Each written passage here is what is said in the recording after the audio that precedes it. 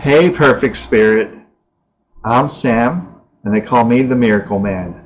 Now let's create that miracle, that transformation in your life right here, right now. And if you're new to my channel, welcome. I talk about getting rid of this inner dialogue, this noise that says we're not good enough, we're not worthy, we're not deserving. We need to see that voice isn't our truth. And we need to distance ourselves from that as our truth. So perhaps today was a busy day and the mind's really going right now. So let's just take a moment to settle into this moment. To take a breath, to really fully feel that come into the body. Just to relax, to let go of the day, let go of the future guessing. And just doing our best to be fully here, to realize that we are sitting, that we are listening.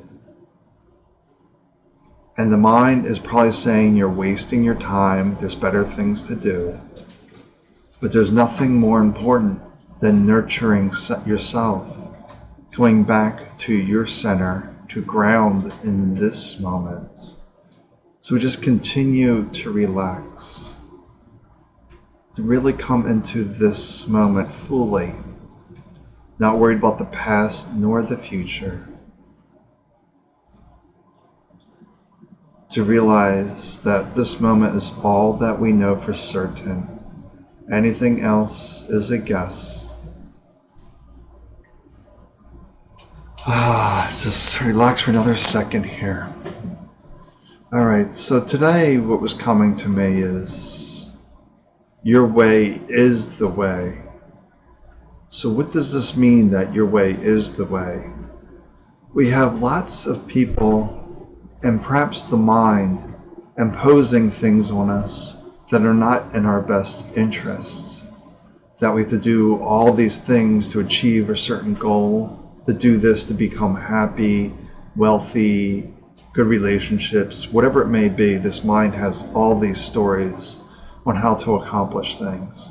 And then you have the outside world instilling with fear, with things, just things they're presenting to you, lots of propaganda, stories, things that say that you're not going to heal, you're not going to measure up, life is hard, all these kind of stories coming at you.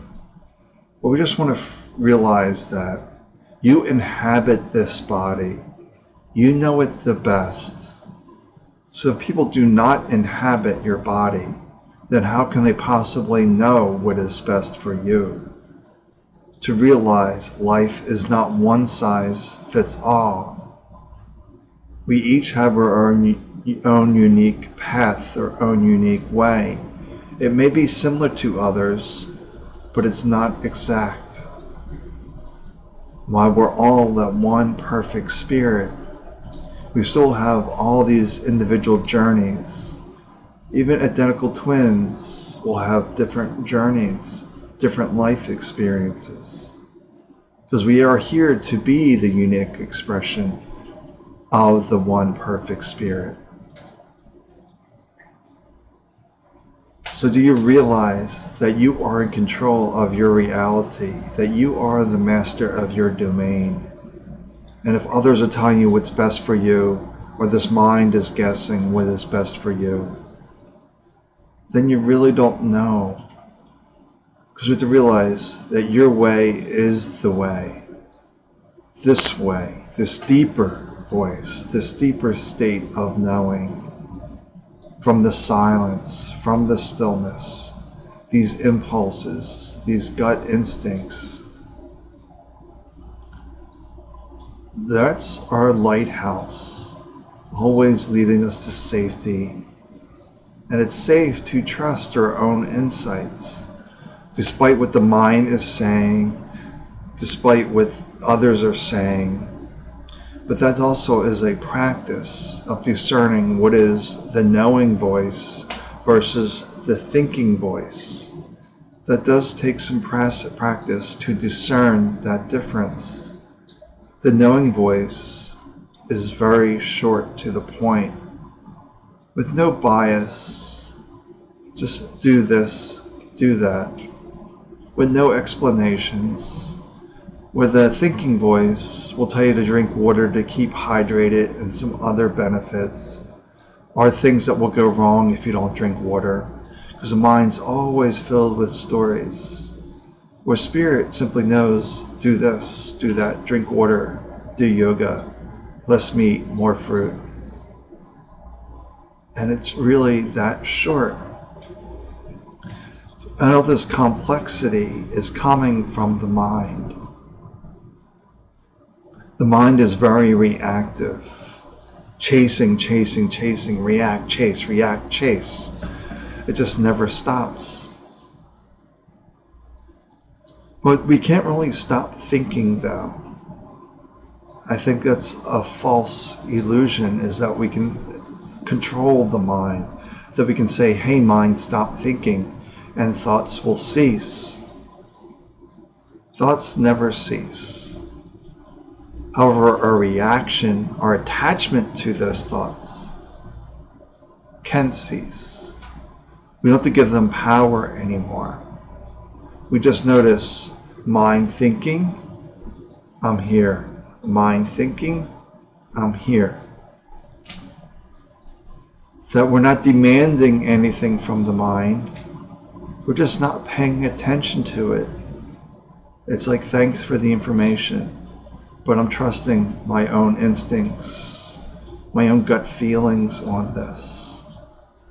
That's the practice of to realize mind thinking, not necessarily my truth, maybe some good information, maybe helpful, but the real truth is within me, within all of us, that no one can say what is best for you. They can give you suggestions, and that may or may not resonate with you. If it resonates with you, then maybe there's an element of truth in that for you, but only you can decide that. Now, if you're constantly having panic attacks, and somebody suggests something, somebody that suggests something that has been through that and knows how to deal with that, that's also another thing. As that some people have all sorts of suggestions for like panic attacks, depression, bipolar, multiple sclerosis, cancer, whatever you wish to call it. Some people have no experience in those areas, but yet they'll give you all sorts of advice in those areas. The ones you want to listen to have actual direct experience, are experience that's very closely related. They may have a nugget of truth to them if they dealt with the panic attack or depression, and they don't deal with that anymore, then it's somebody worthy of listening to. It may not be your truth, but they might have some suggestions for you. Oh, if you're having panic attacks, what can you do to bring yourself into this moment, to realize that you're sitting and the mind's telling a false story? It's future guessing, projecting the worst case scenario. And the way out of that is to realize when the mind's going, you're not fully here. The body's here, the spirit is here, but the mind is elsewhere. So when the mind is elsewhere, you drag it back into this moment. And you drag it back by saying, where are my feet? Where are my hands? What am I wearing? What color is this shirt? Asking yourself questions to get yourself back into this moment. Because this mind, this conscious mind, is unable to multitask.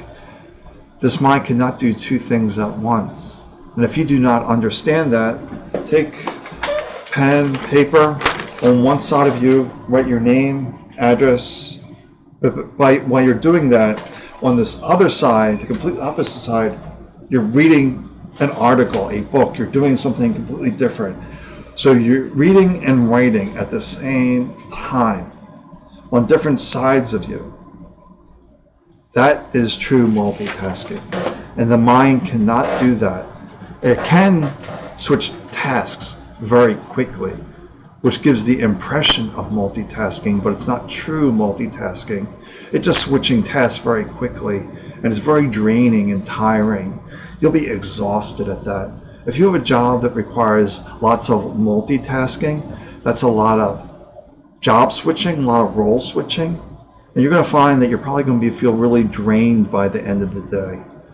It makes more sense to conserve your energy to focus on this task to completion, then go over to this task and finish that situation, because switching back and forth burns up so much energy. But we ultimately want to keep ourselves in a state of peace, of grounded in this moment, to know the best way for us, because our way is the way for us, and 100% for us. And it may or may not be helpful to others, but ultimately we have to focus on ourselves and what is best for us. All right, I think that's the talk for today. So just take a moment to relax, to center yourself, to realize you are sitting, you are listening. This is the present moment. You're standing, you're listening, your eyes are watching. This is the present moment. All right, well, bye for now. Talk to you tomorrow.